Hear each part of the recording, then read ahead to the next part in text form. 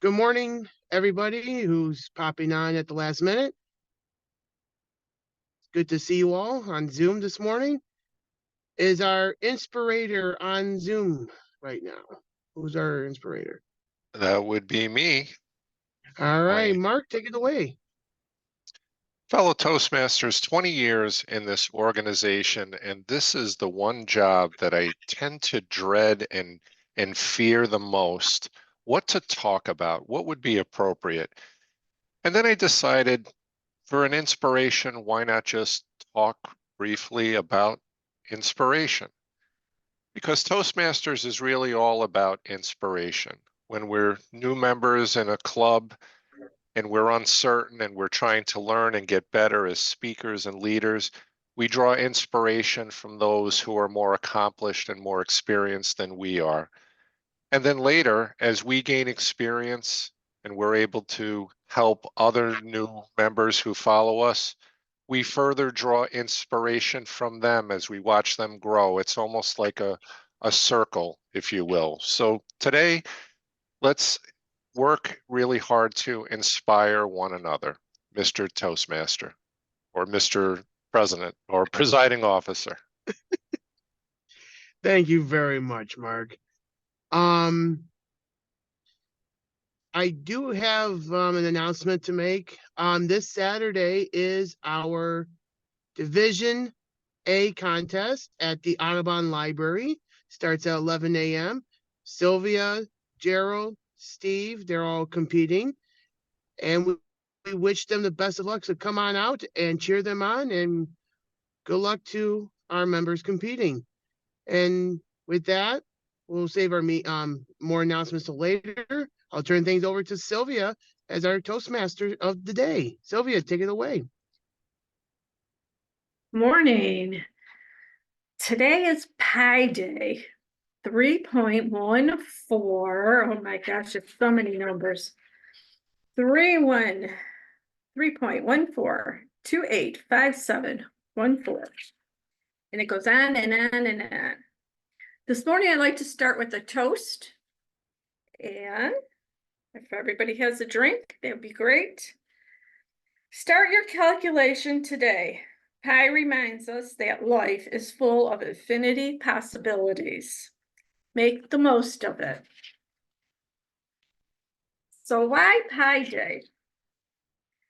I was looking at, we could have done St. Patrick's Day, we could have done birthdays like I did last year, but I thought Pi Day was fun. It's a fun day. It's observed, of course, today, March 14th. The first three letters, 3.14.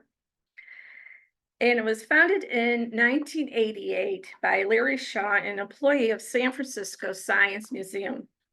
In 2009, the US Congress officially declared March 14th as Pi Day in recognition of the importance of math, science, and education. Since then, we kind of changed it a bit. It is now math, science, engineering, math, technology also. So now we have STEM. And you could go a little farther and say STEAM, adding arts into that equation. Albert Einstein was born today in 1879. And July 22nd is Pi Approximation Day. You get it kind of 22/7, July 7th, 22nd. And that equals, as I said, 3.142857114, and on and on and on. Pi is from a Latin word, and it's the 16th Greek letter. Pi. The first recorded used in mathematics symbols was from a Welsh mathematician, William Jones, in 1706. And it was synopsis, I'm very bad at Greek words, and the meaning of circumference. So how many of you have taken part in a little celebration of pie. Have any of yous? Today I was going to bring a pie into work and see if they would figure it out, but we're going out to lunch instead, so maybe they'll have pie at lunch. In mathematics, pi is defined as a ratio of the circumference of a circle. It also known as an irrational number, and it's now with computers, it's just in the trillions, that makes this number longer and longer calculation.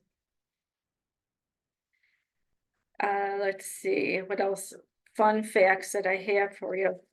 The Guinness Book of Record was broken. It was way back in 1980 something. But a gentleman, a 21-year-old, broke the record in 2015. It took him 9 hours, and he was blindfolded, and he recited 70,000 numbers after the decimal place. I have a hard time, I don't know about you, remembering my social security number or the last 4 digits, your PIN numbers. But he did 70,000 characters after the decimal point. It's amazing. So I'm going to go into our roll holders this morning. Steve is our word wag master. Good morning. There's a dirty little secret here about pi. Pi is what we call a repeating decimal. So once you memorize the sequence, you could keep repeating that ad nauseum for however many thousands you wanted to go. But in honor of Pi Day, I decided the word of the day was going to be equation, which is an interesting word with many facets. So it seemed like a good choice. Now, besides keeping track of the word of the day when called upon, I will also be keeping track of the ahs, ums, and other interesting and novel crutch words we find to use. And if that isn't enough, I will be the grammarian, listening for the good, the bad, and the downright strange uses of the English language. And again, I will report upon when I am called upon to do so. Thank you. Thank you, Steve. Our jester this morning is Jill Rowling. Jill. Good morning, everybody. I have several jokes here. Why do people get excited about Pi Day? I don't know. It's completely irrational. Next one. The worst thing about getting hit in the face with pie is that it never ends.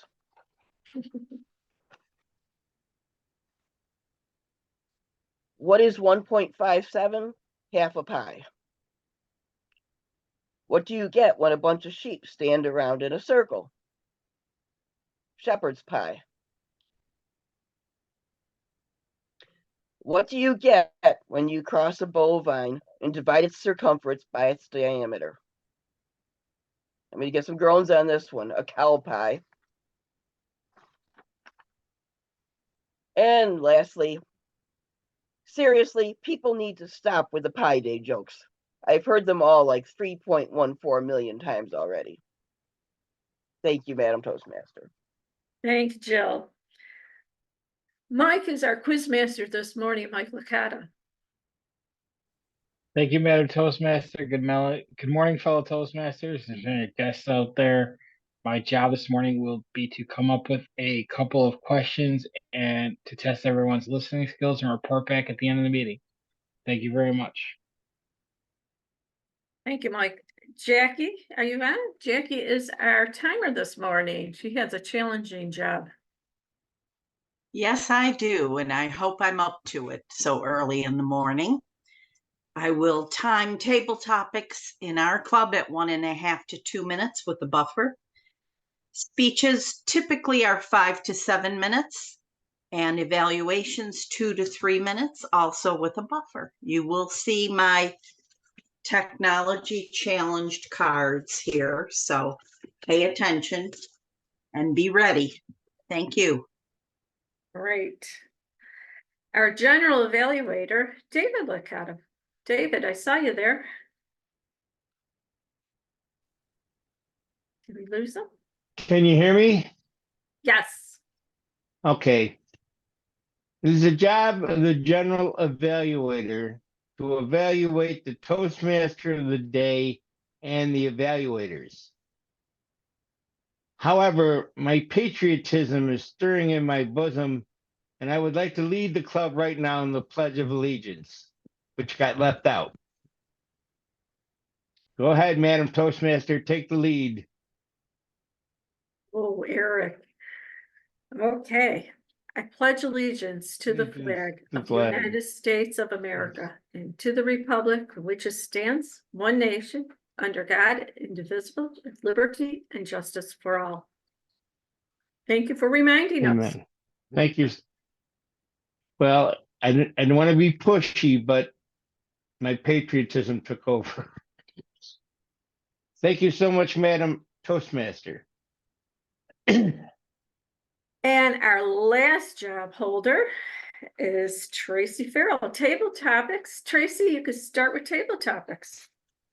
Why, thank you, Madam Toastmaster. I'm going to be our table topics master, and because we only have 2 speeches, we're going to go on as much as we can.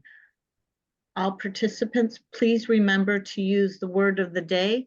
We do have a limited number of available people, so you might get a double job. I'll try to be as innovative as possible. So the first one, Margot, you don't have a job today, and I know how you love to do table topics. And we talked about this on Saturday. So I have to tell you, my dad loves banana cream pie. So for his 80th birthday, my mom had a great big birthday party for him, and people asked, what do you want us to bring? And she's being my mom, she said, no, nothing. I have it all taken care of. But behind everybody's back, he went and said, no, a banana cream pie, a banana cream pie. So that day he ended up with 10 banana cream pies. My question to you is, what's your favorite dessert? And is it ever possible to have too much of it? Oh, it's never possible to have too much dessert. As you know, I have a terrible, terrible sweet tooth. But bringing up your father's pie memory reminds me of when my mother-in-law, when I first came into the family, tried to teach me how to make pies. She came over to our house one time and we made the dough, and hers came out perfect and mine was a mess. And she said, well, don't worry about it your first time. Took me a long time too. So I went over to her house one day with the kids, and they were all, 2 little rugrats, and she's teaching me how to make pie and couldn't get the crust right. Did okay on the filling, couldn't get the crust right. So I decided my husband wanted a cherry pie, his favorite pie. So I went and I bought the pie from Tops, you put in the pan, you put the stuff in, you put on top and you bake it. Yeah, I ruined that one too. I don't know what the equation is for making a good pie come out, but believe me when I tell you, I am not the person you want to make a pie. I'll make all the filling you want. I love a good apple pie.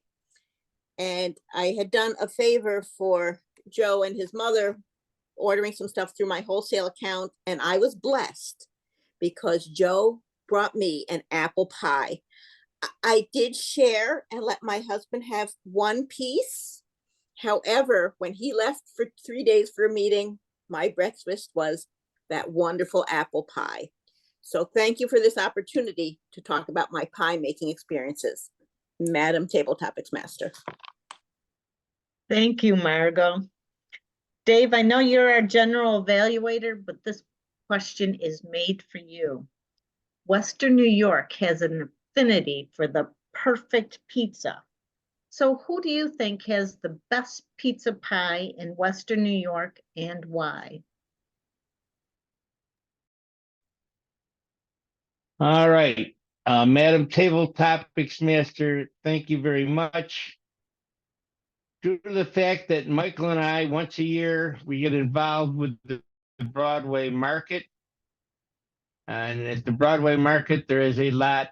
Well, no, it's strictly, let's face it, folks, it's strictly Polish food and Polish specialities. So when Michael and I leave the Broadway Market, we have an opportunity to try different foods on our way home from Buffalo. So we have this large palette to choose from. And we discovered Jay's Artisanal Pizza in Kenmore. And this place is located on the west side of Main Street, not too far from City Hall, where Delaware Avenue and Delaware Road come together. The proprietor spent 2 years in Naples, Italy, came back, built this place with not one, but 2 wood-burning pizza ovens for equalization. And this is the best pizza you're ever going to have because this is done in the way they do it in Italy, in Naples. So I got a margarita pizza and Michael got a margarita pizza. And once again, in equalization, we used them up real fast. They weren't huge pies, but there was plenty of pie. So if you can avail yourself to go there, situation is this. Don't get discouraged because there's a big line out the door. Those people phoned ahead and they're really picking up. If you go inside and get into the line to order your pie, your pizza, they have their dining room is big enough and it's not to be missed. It's called Jay's Artisan Pizza. Fussy Italian boy Dave is naming that the best pizza in Western New York because it's just like the old country. Thank you very much, Madam Table Topics Master.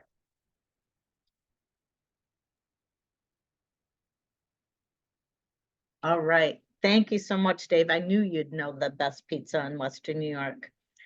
Dr. Stevens, I know you're our speaker, but I'm going to grab you to tell us about pi. It's the ratio of the circumference of a circle divided by the diameter. I hated math in school. However, I find myself using it every day now. Can you tell us your favorite subject in school or your least favorite and why or why not? Madam Table Topics Master and our fellow Toastmasters. First off, it amazes me that you hated math because you're involved with accounting. So that blows my mind a little bit. So I just have to comment about that, Tracy, as an aside. However, back to the question.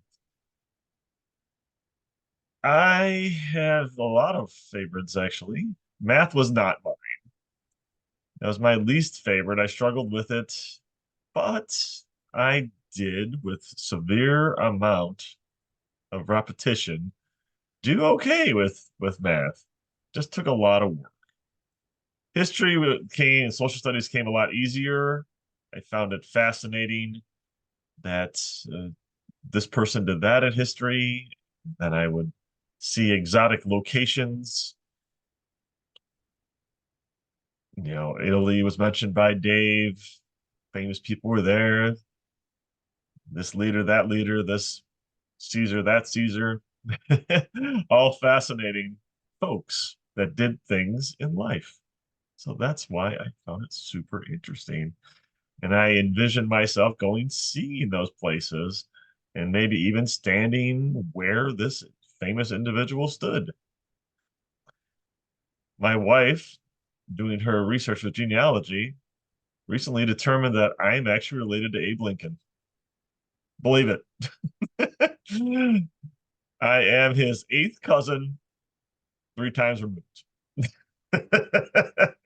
So I have the tiniest amount of Abe Lincoln relation that probably is out there. I told my sister this, and she said that's just a bunch of hooey. But in the end, it's still an interesting topic of conversation. So I guess maybe I have to go see Abe Lincoln's house now and you know, stand where he stood. They had a axe or something that's out there that maybe I could swing the axe. I did go to Ford's Theater. That was interesting. I don't see the timer. I'm sorry. But in the end, I am in the red, We got red. and I don't have an answer for the equation. Madam Table Topics Master. Thank you, Dr. Stevens. I just had to work a lot too to do math in my job. Eric, I believe you're available? You are. I am available. All right, I have a question for you. Niagara County Fair has a lot of pie involved. They have the pie eating contest, the pie baking contest, the cow pie bingo, lots of pizza pie.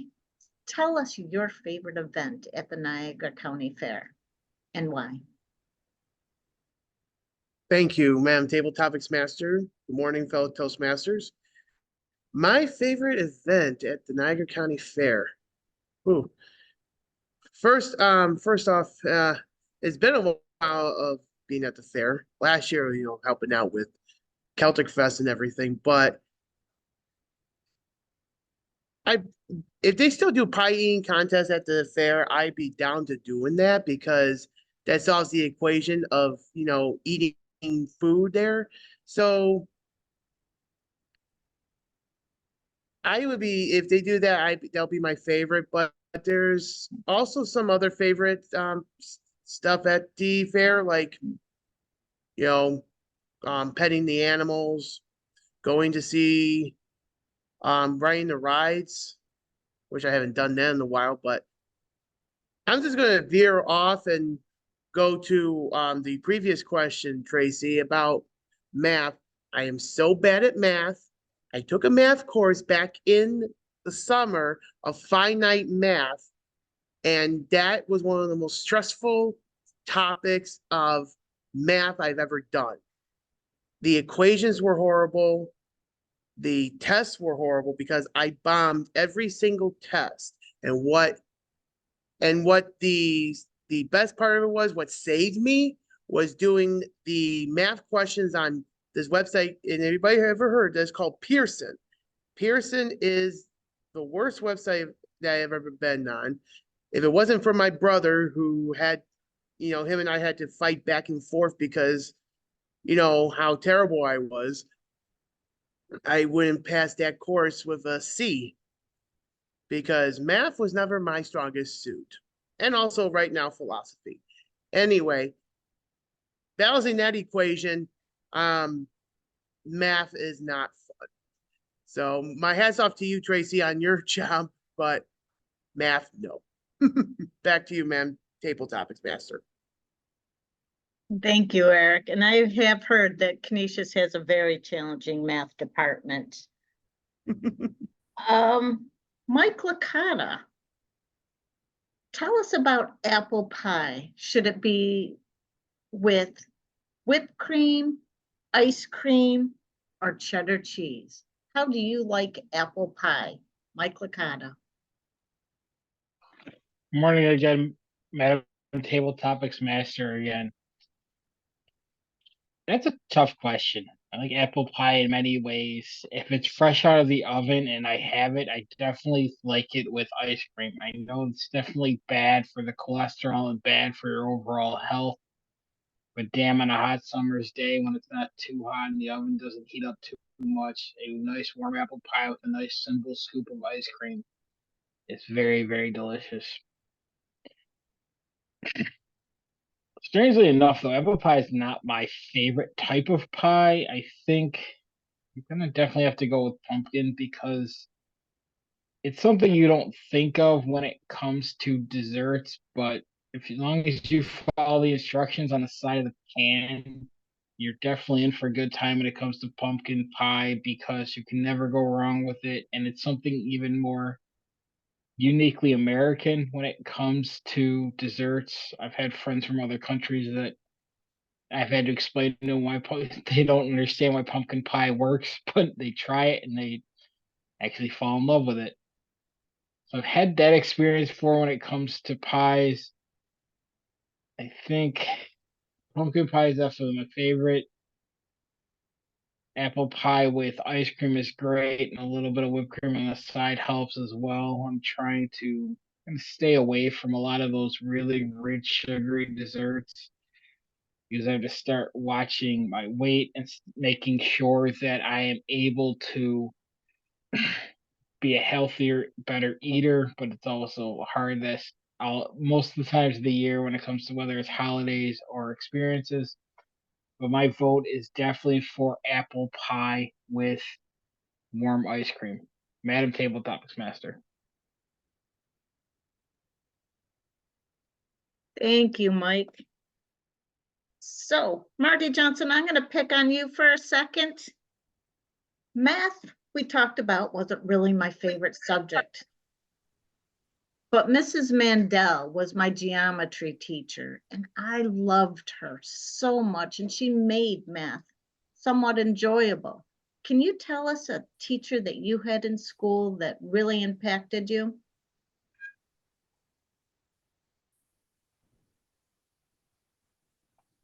Thank you, Madam Topics Master, fellow Toastmasters. I went to high school at DeSales. Many of you know it used to be a high school. Now it is a pre-K through 8th grade school. When I was at DeSales, my favorite teacher was Paul Vosberg. Some of you may know the Vosberg family. Paul, last I knew, coached football at one of the SUNY schools. The name escapes me at the moment. However, Paul taught health. And it was interesting because in our health class, it seemed like they were all guys in our health class, no girls, just the guys. And it was very interesting because he talked about some subjects that were very interesting and very pertinent to healthy living today, and I believe to my health today, which was foods. And he always stressed how the importance of greens, like leafy greens, meats, vegetables, leafy greens, meat and potatoes type. And I was very fortunate growing up because my mother always would put into the healthy food equation meat, potatoes, and vegetables every night. I don't think I had one night that I ever had a frozen dinner, a banquet dinner, any of those Hungry Man dinners. Everything was all home cooked. And I enjoyed Paul Vosberg's class because it taught a lot of life lessons, if you will, for healthy eating. So that was my equation for my favorite teacher. It was Paul Vosberg. Back to you, Tracy. Thank you, Marty. I'm going to give us one last question because I can't wait to hear the answer. Steve Smith, should pineapple be allowed on pizza pie? Tell us why or why not.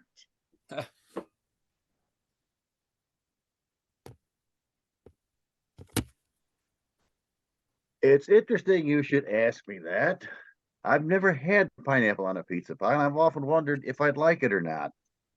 However, to muck up this equation a little bit, one of Jill's favorite things to add to anything is pineapple. So I don't dare say anything too bad about it. I would be very interested to try it. I'm not in this school that thinks people that put it on pizza should be shot. But I keep my mind open on that. Doesn't sound great to me, but I'll eat about anything. If anybody knows me very well knows. And you were talking about a lot of people saying they don't like math. I like math. When I was in school, it was one of the few things that made any sense to me. Math and science. Well, obviously, look what I do. But all the other course, social studies, are just a bunch of, not like memorization of facts, which I found boring. Great place to sleep if you didn't get caught. Back then, I fell asleep a lot, but that was before. What? Oh, I heard she's talking in the other room. She's on another computer. I thought she was talking to me. She was not, but it helped me kill a few seconds here. What was I talking about? School. Well, I couldn't wait to get out of school. Now, then I couldn't wait to retire. Now I'm busier than ever. life comes full circle. Thank you, Madam Topics Master.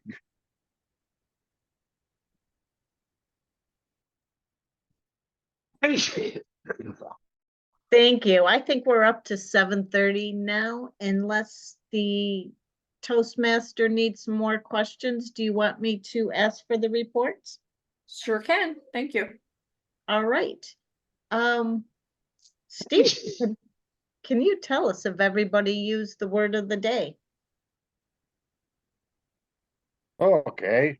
Well, you kept me busy. We had 7 speakers today, and almost everybody made it. I did not hear Mike Licata use the word. If anybody did, let me know. I did not hear it. So everybody else, even though Dave was pushing my buttons with equalization, which equation involves equal, so okay, I'll let that go. But except for Mike Licata, everybody else qualified. All right, thank you so much. And Jackie, can you tell us if everybody made time? Well, according to my calculations, all things being equal, I find one person went over the buffer.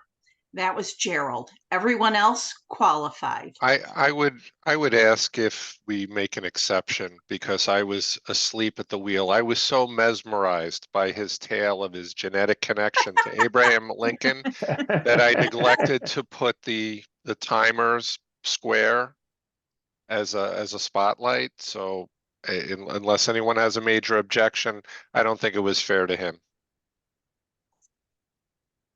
I'm good with that. So that means everyone qualifies then.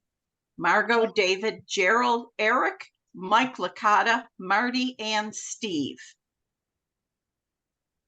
Thank you. So the actual participants that do qualify are Margot, Dave Licata, Dr. Stevens, Marty, Eric, because Mike Licata did not use the word, he does not qualify, and Steve Smith. Thought he did. I thought he was the one that didn't use the word. Steve. Mike Licata did not use the word. I didn't hear him. Yeah. So we can vote for those 6 participants. Madam Toastmaster. Thank you. That was a challenging table topic. 7 people. Great questions. So please cast your vote. We have everyone here. I have not seen that. If I can interrupt you for a minute, Sylvia, I apologize. So fellow Toastmasters, we've been having this major glitch in Zoom where, and Len encountered it last week too. So it's not just me, it's not operator error, where I see the names, I save the names, and somehow names are duplicated. So I'm going to have to restart the poll, and I apologize for that. So can we just run down the list again? It was Margot, Dave, David, Gerald, Eric, Marty, and Steve. Okay, so I would ask you all as I do put the polls up, just hang on a second before you click, because I won't know if it's going to happen, and then I have to stop it, and then I'll be asking you to vote again. So my apologies. No problem. Thank you. I'm looking for Beth, and I have not seen Beth on. She is not in. Okay, and Jill, I asked Jill to be evaluator 1 for Gerald Stevens because I did not see Beth. So Jill, could you introduce Gerald Stevens as our first speaker? Yeah, I will do my best here. Gerald is doing focus on the positive speech. The purpose of this project is for the member to practice being aware of his or her thoughts and feelings, as well as the impact of his or her responses on others. He's also to share his or her, forget about that one. I can't talk. the possible speech length of either 2 to 3 minutes or 5 to 7 minutes. I do not know which one he's doing. 5 to 7. He's 5 doing to the 5 to 7. 7. Okay. I do know it is speech titled The Bigger Picture. Hey, Gerald Stevens, the bigger picture. Gerald Stevens. What the shit? Yeah, you're still not. Madam Toastmaster, fellow Toastmasters, have you ever had a terrible boss? And show of hands, come on now, tell the truth. Who is the terrible boss? Well, maybe we won't have his hands there. And I know a couple of you have an amazing boss, right, Dave? Right, Mike? You have an amazing boss. Show of hands there. Well, what makes the difference between an amazing boss and a terrible boss? Are they firm but fair? Are they good at evaluations? That's a possibility. Are they organized? Are they not at all? Are they laid back? You know, there's lots of things that go into being a boss. Fellow Toastmasters, I've had many bosses over the years, and I feel like a lot of them could use Toastmasters, truthfully. Because Toastmasters helps you enhance your listening skills. Toastmasters helps them communicate better. And it definitely helps with the ability to do an evaluation. Because there's definitely times where you're going to evaluate your employees for sure. And this method we use at Toastmasters, the sandwich method, it applies to the real world. It's always good to use some positives. So as we know, with our sandwich method we use for evaluations, we have a positive in the beginning. Then we have our meat, which is improvement. Everybody can improve no matter how long you've been at a job. And then finish off with a positive and a nice bow on top. And everybody goes away feeling a little bit better. That evaluation wasn't so bad. In my work over the past 4 years, I did have a boss who wasn't great. She did not give a lot of positives ever. So like, okay, what do I do about that? We got to keep the morale up here. I'm one of the leaders at our work. I'm a professor.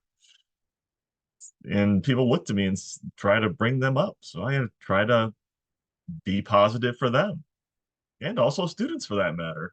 If you're not walking around being very negative, they're going to feel terrible too. And then the morale of the clinic will be terrible.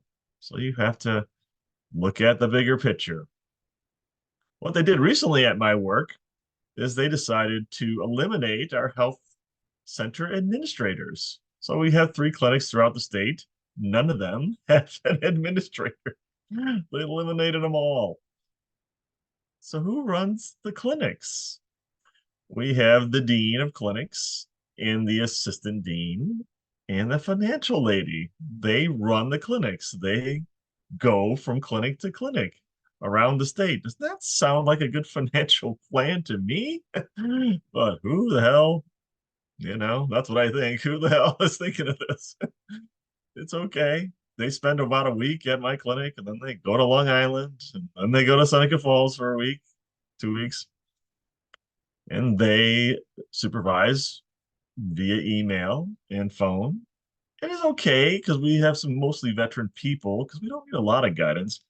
But if you have a trouble student or something goes sideways, that's when you need the on-site person. If it's all going smooth, you don't need any supervision because I've been doing it for 20 years. I don't need a supervisor. When those situations happen, they tend to micromanage. So I currently have 3 supervisors who are not good. And then when they do an evaluation, there is no positivity at all. So it's bringing down the morale of my coworkers. So they look to me to try to bring it up. Well, how am I going to overcome this? And I feel like other people out there have had situations like this as a leader, as I mentioned. Well, what I do is I look at the bigger picture. Why am I working here? So I'm working at the Northeast College of Health Sciences, chiropractic.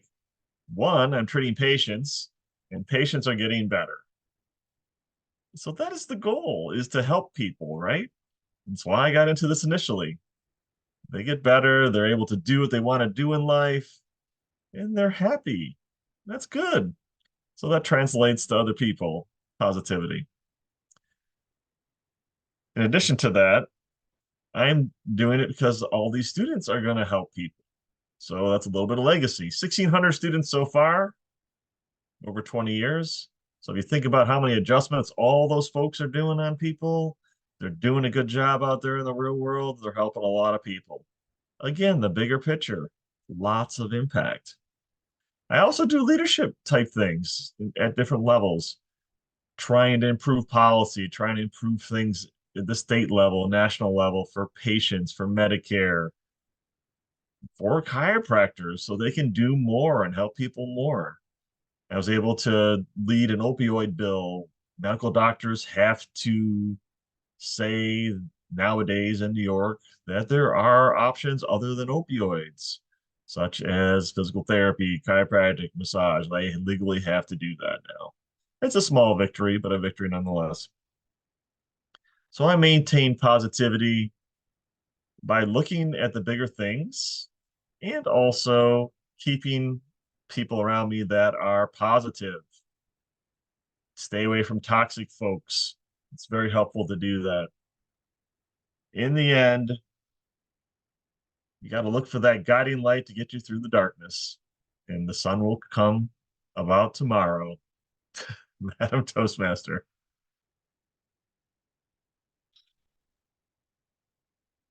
Thank you. Our second evaluator, Marty Johnson, will be evaluating Nancy Ferry and her speech. Marty?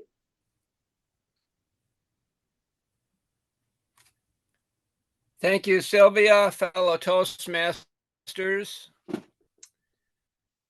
This morning, I will be evaluating Nancy Ferry.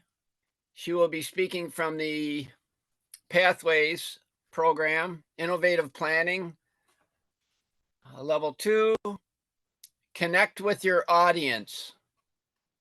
The purpose for the project is for Nancy to practice the skills needed to connect with an unfamiliar audience. Timer, speech time is 5 to 7 minutes. In the equation this morning, speaker 2, Nancy Ferry. Sylvia, back to you.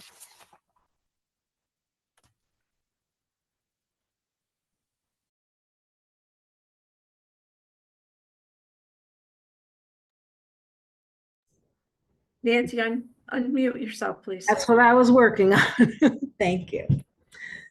Fellow Toastmasters, I want to tell you about my very, very first speech. No, it wasn't at Toastmasters. It was in 6th grade. The teacher announced one day that we were all going to have to stand up in the front of the room and give a speech. Ah, no, anything but that. I was quiet, shy, one of those people who felt like she didn't have a voice. I was very, very introverted. I grew up in a, excuse me, a family. I was the middle child. My brother was a genius. My sister was the most extroverted person I've ever known. And there was Nancy in the middle, quiet and shy. Why couldn't they have to do the speech? Why was it about me? Well, I was shy, but I was also clever. I was not going to speak for myself. I did not want to go up in front of the room and talk about myself. I wanted to stand behind something. What I did was I looked for an inanimate object and I found a shoe in my cluttered closet.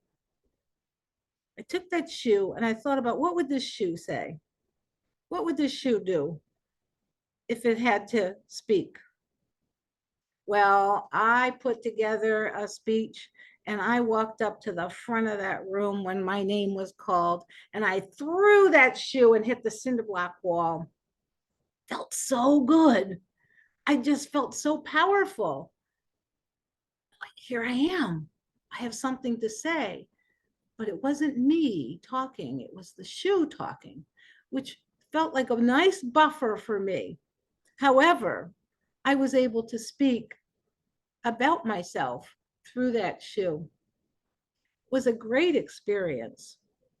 Now, I didn't stay well, I'm always been going to be an introvert, but I did not stay shy and quiet. I went on to get my master's degree. I went on in many different ways in my life. I still had this one nagging, poor speech thing that I would say all the time. And it was, I had a lot of ums and ahs. I think those were insecurities. I wasn't quite sure what I was saying. And that really nobody was listening was my fear. What I worked on in many different ways in my life led me to Toastmasters. One of my friends told me that I said, on the phone all the time. I was like, I do? And she said, yeah, you really do. She had heard about Toastmasters and I was not familiar with it. She suggested that I go to a Toastmasters club. I looked one up. It was right here in Lockport, a couple miles away, so I had really no excuse not to go. I went in one morning and I was greeted with lots of friendly kindness and welcoming. There I was at Toastmasters. I never thought I would be there. I thought, I'll give this 1 year. I'll get the knows out of my system, the uhs, the ums, the ers. I'll get those all out of my system. I can do that in 1 year. That'll be my goal. Well, it's been 9 years and I am still in Toastmasters. All the things that I've learned in Toastmasters that have helped me with not only my speech, but have helped me grow with my feelings of insecurity. I feel stronger. I hear evaluations of how I've spoken. I do evaluations. I learn to speak more clearly, more slowly, more intentionally. I've learned to lighten up. We have a jest every meeting. I've developed new friendships. Why we say at AM Lockport, it's worth getting up for? It is. Thank you, fellow Toastmasters.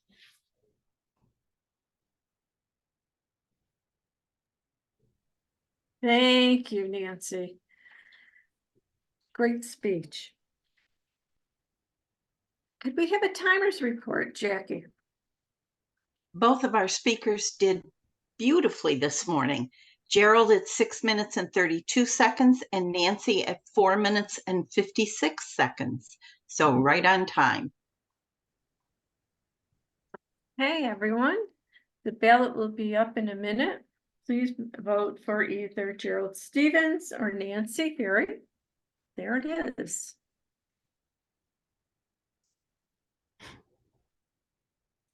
Then we're going to go to our evaluators. We only have 2 evaluators. Jill, could you start us off, please?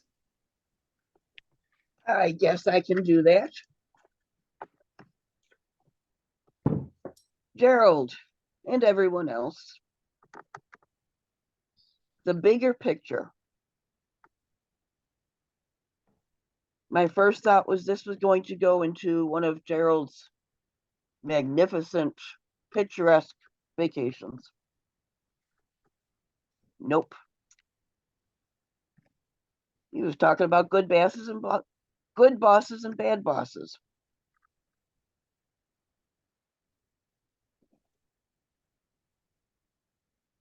As always, Gerald does a fairly wonderful job speaking. He had numerous changes of voice and tempo.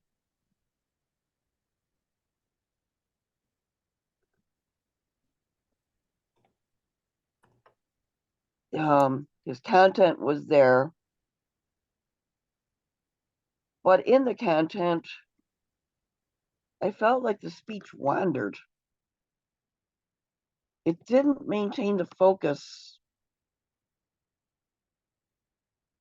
It was hard to say what exactly I was feeling, but I felt like the speech wandered. I don't know how else to say it. There was the theme that was there, but it wasn't focused, I didn't feel. That's my opinion. The other one thing that I saw that was somewhat uncomfortable was something that probably wouldn't have been an issue if we were alive. And that was the laughing at your own jests. That was somewhat distracting. And it's tough to not do that. But all in all, it was interesting. Other than, like I said, it was tough to evaluate this. Gerald is an excellent speaker, and we all know that. And hopefully he has practiced his speech for Saturday's contest and is going to do wonderful on that one. So thank you, Madam Toastmaster. Thank you, Jill. And Marty will be is going to give us his evaluation of Nancy. Marty, could you start us with that?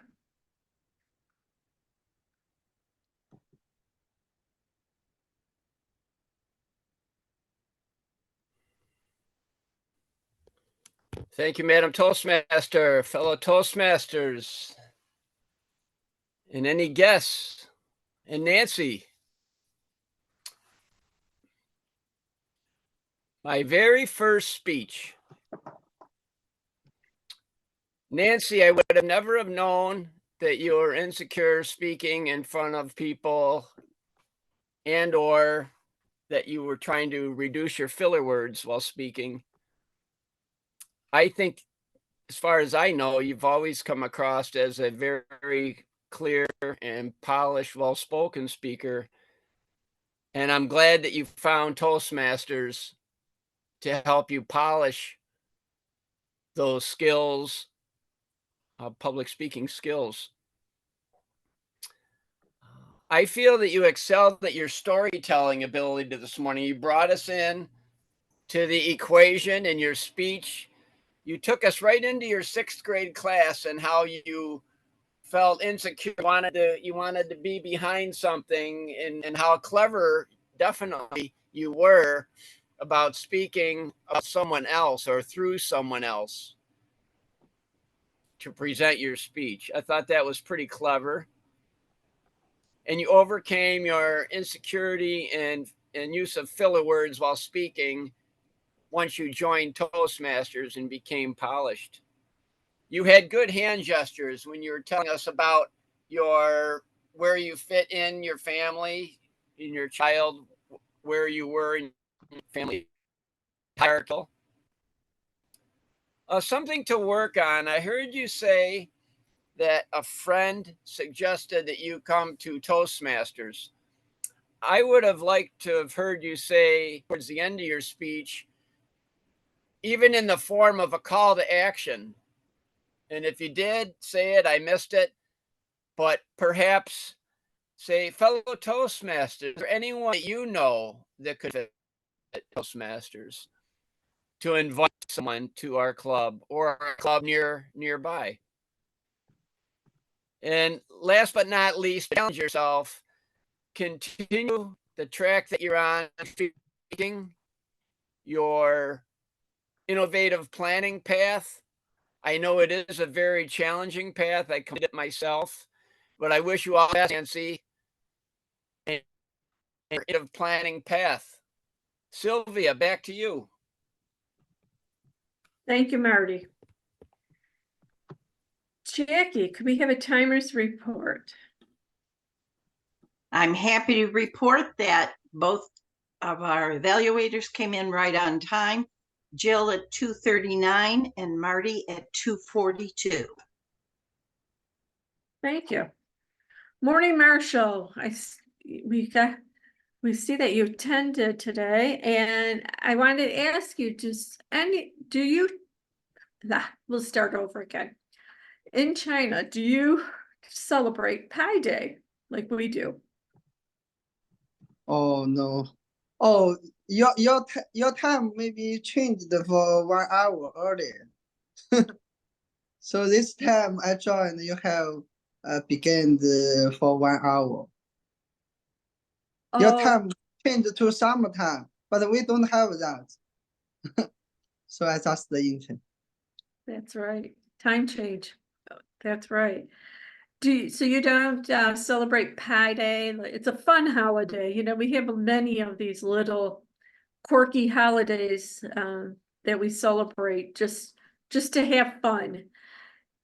You don't do anything like that in China?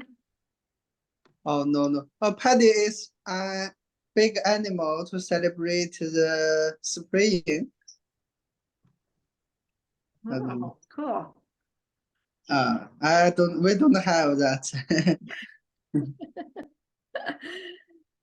We find a lot of different things to celebrate if we can. Nobody wants to do any work at our spot where I work, so we need to celebrate whenever we can. Before I turn the meeting over to our general evaluator, I would like to close out this meeting today, Pi Day, with a couple interesting facts, or it could be coincidence. I mean, it depends on how you look at this, if you believe in coincidence. Steve Hawkins passed away today, 3/14 in 2018. Some people on the internet think Stephen couldn't have calculated a better day to die. But on a more serious note, why Pi Day?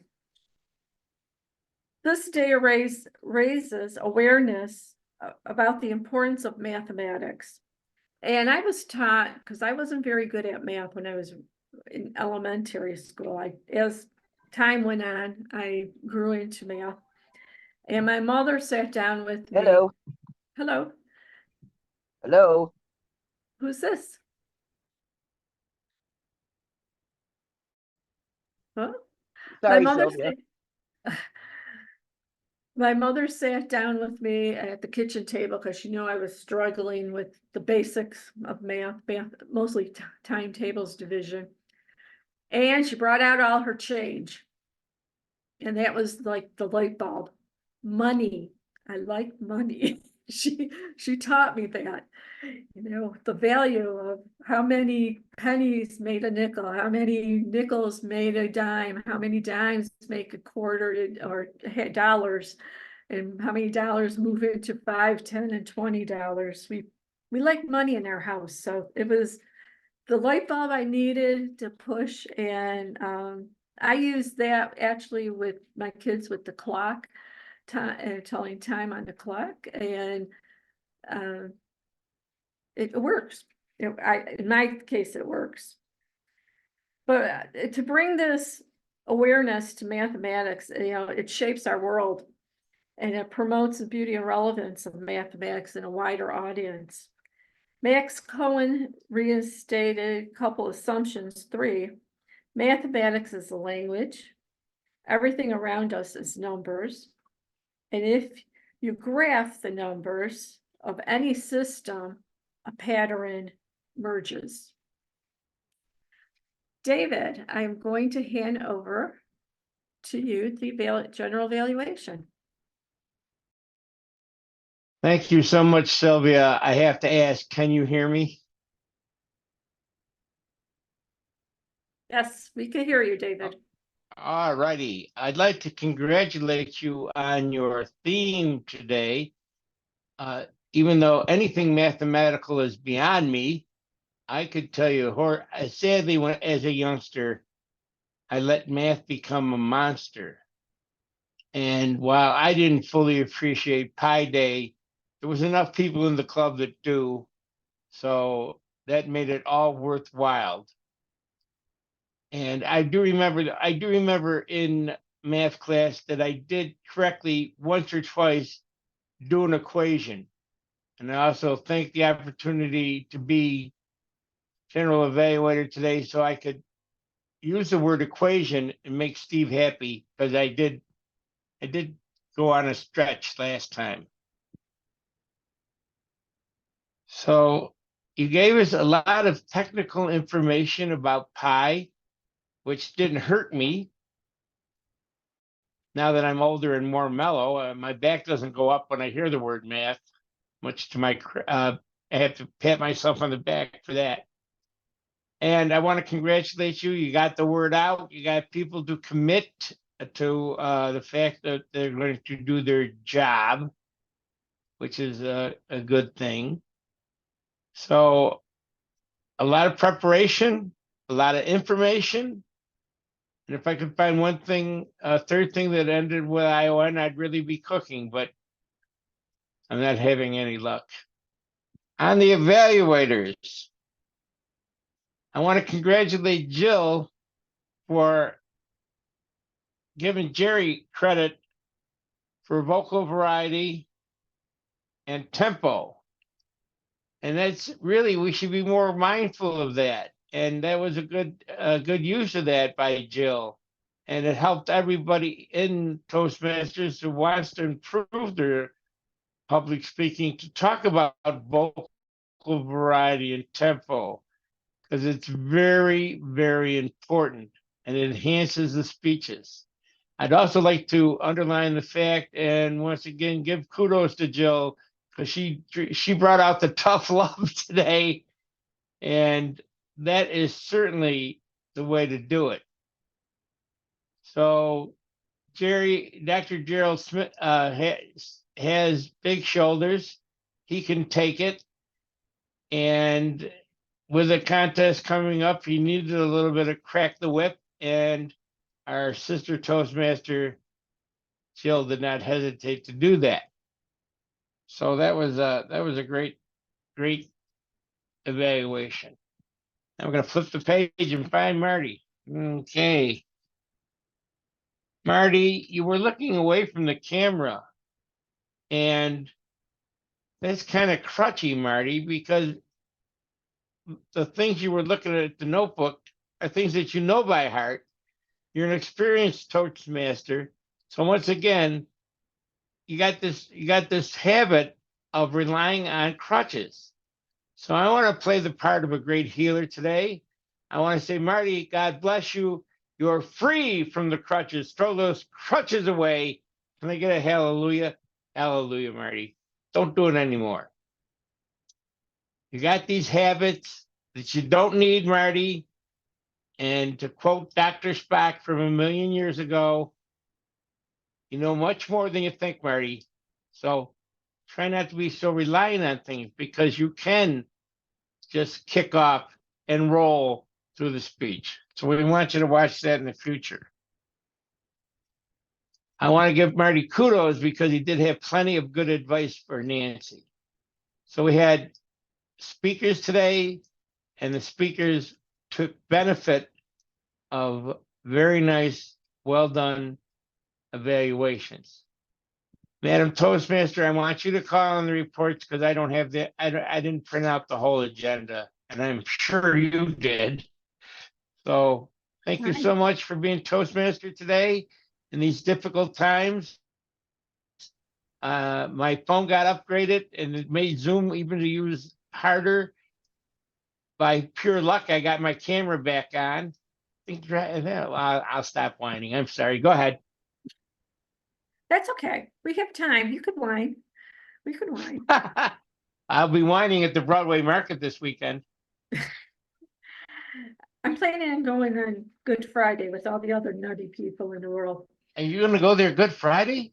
Yeah, Oh, Sylvia, you're tougher than I ever dreamed. I like going on the busy days. Crazy days, I know. Well, I'm going to start on reports, and I will start with our quiz master, Mike. Good morning again, fellow Toastmasters. It's a rather quick quiz today. We'll start with, what year did Congress designate March 14th as Pi Day? 2009. And how many clinics are in New York State? How many chiropractic clinics are part of Dr. Stevens' network? Answer is 3. And then my last question this morning will be really simple. When did Nancy give her first speech? What grade was she in? 6. 6th grade. Very good. Thank you. That's all I have this morning, Madam Toastmaster. Thank you very much. Thank you, Michael. Now we're going to Steve with our WAG. I imagine you have a lot to report. Strangely, no. I will cite a few things that caught my attention. I'll leave the word of the day for last. I like, this is in no particular order. I like Dave Licata's whole dissertation about relying on crutches. That was a good phrase. Jill used some particularly colorful language, magnificent, picturesque, describing Dr. Gerald's speaking abilities. I found those nice. Now I'm looking at notes too, Dave. I hope you're noticing this. What else did I? Gerald Stevens used an interesting phrase, stay away from toxic folks. I like that. Now, Nancy Ferry, she touched a chord, and I did it there. I shouldn't have said Nancy Ferry, she. Nancy touched a chord with me because I was the same way in school. I hated getting up in front of the class. But then a fellow that most of us know named Mike Reinbold dragged me kicking and screaming to a Toastmasters meeting and never looked back from there. And I often say they created a monster. But she did. She was have a little problem. She was struggling for words and she said, poor speech thing. That's a poor use of language. I mean, she could have simply said that I still have a problem with public speaking, or there's several ways to word that. But I don't want to detract from her speech because I thought it was an excellent speech. What else have I got here that I made note of? Sylvia, when you were talking about pi, you said it was a ratio, but then you didn't explain it. A ratio involves two numbers. As I believe Tracy explained, it's the circumference over the diameter. Well, as I had stated before, math was one of the few things that made sense to me, so I understood pi and its ramifications. Oh, and speaking of that, just for the record, my favorite pie is pecan pie. I know it's health food. Now, to the word of the day. Marty used it. Dave snuck it in after bending the rules a little to get it in. I heard Jackie use a variation of it. Other than that, I didn't hear much use of it. I thought it was an interesting word with many facets. It could be fit into any number of situations, but it is what it is. And I don't see anything else there I want to comment on. So I guess that is my report. Hey. So we're going to talk a little bit, because we have a few minutes, regarding pie. And I'm going to talk about the one you eat this time. And Jackie, what is your favorite pie? Oh, it would have to be pumpkin. I think, like Mike said, it's just a special, unique kind of pie. But Mrs. Budnack's cherry pie is also right up at the top of that list. She's an excellent baker. Both of those sound good. Mark, you have a birthday coming up this weekend. I know you're not going to have pie, but what is your favorite pie? Well, overall, I would say my favorite pie would be apple pie. And bonus points if it happens to have that crumb type topping. That's like next level apple pie. And I have to touch on that earlier question. Ice cream. First, when you asked ice cream, whipped cream, I thought yes, both, obviously. Cheddar cheese. I've got a cast iron stomach. I can do all sorts of combinations of food. That just doesn't really grab me. I also like peach pie quite a bit. I had a friend bring back some peach pie from the Peach Festival up in Lewiston, and that was pretty amazing. But yes, indeed, my birthday is coming up this weekend. There will be an obligatory party, and I don't think anyone's really celebrating my birthday necessarily. They're all over to drink Irish car bombs and all sorts of fun things like that, just under the guise of being there for my birthday. But what I did find out during the holidays, Hoover's Dairy is the go-to spot for eggnog, best eggnog on the planet by far. We discovered recently that they started making their own ice cream, which is really intriguing. And my daughter had gotten some sort of peanut butter ice cream pie sort of thing that was absolutely delicious. So I requested that as my birthday cake. So you would actually be incorrect. There will be pie for my birthday, Madam Toastmaster. Oh, that sounds good, but I still love a good chocolate cake. If I missed anyone, Eric, what is your favorite pie? Oh, any type of pie. Chocolate, pumpkin, apple. My mother made upside down apple pie, which is with pecans and apples and stuff. I have to send you guys the recipe because it is really good. I'm not a total pecan type of guy, but when mother makes it for during the winter months, I have to eat it because it is a very, very delicious, appetizing pie. So I encourage you all to try that. I will definitely send you guys a recipe, but don't tell mother. But no, any type of pie I like is delicious. And when Tracy said cheddar cheese and table topics, that just ruined my appetite because who on earth puts cheddar cheese on pie? Oh, Nancy, you put cheddar cheese on pie? Wait a minute. I see your My hand. mother did. Oh, you okay? I stand She loves, corrected. Wait a minute. But I she don't loves think cheese that's on I anything. don't think it's such. Oh, My okay. father-in-law did too. Oh, And it ruins it. Oh, it doesn't sit well with my stomach. If you guys want to be on an episode of Fear Factor, go ahead. But cheddar cheese doesn't. And I like how Mark said cast iron stomach. I like that. That's a good word. Good word, Mark. But no, any type of pie is good. So thank you, Sylvia. I'd have to say blueberry is my favorite. I don't get it enough, so I do like it. Good thing I don't. Eric, I'm gonna call on you. Oh, wait a minute. I'm sorry. Yes, are you gonna announce the winners, Eric? Sure, if you want me to, it's Go up to right you. ahead. All right. Thank you, Sylvia. All right. Drum roll, please. Our best table topics winner today is Margot. Congratulations, Margot. Our best evaluator today is Jill. Congratulations, Jill. And our best speaker is Nancy Ferry. Congratulations, Nancy. All right, next week's Toastmaster is Beth. Our speakers are Kate. Gerald, if you want to speak again, you're on the schedule for next week. And Larry McKenzie. Our alternate speaker is Steve. And for our evaluators is Jackie, Margot, and Mike Florio. Are there any final announcements before we adjourn the meeting? I don't think All so. right, well, all right. Again, Saturday is the Division A International Evaluation Contest. It's at 11 a.m. at the Audubon Library. So good luck to our members competing.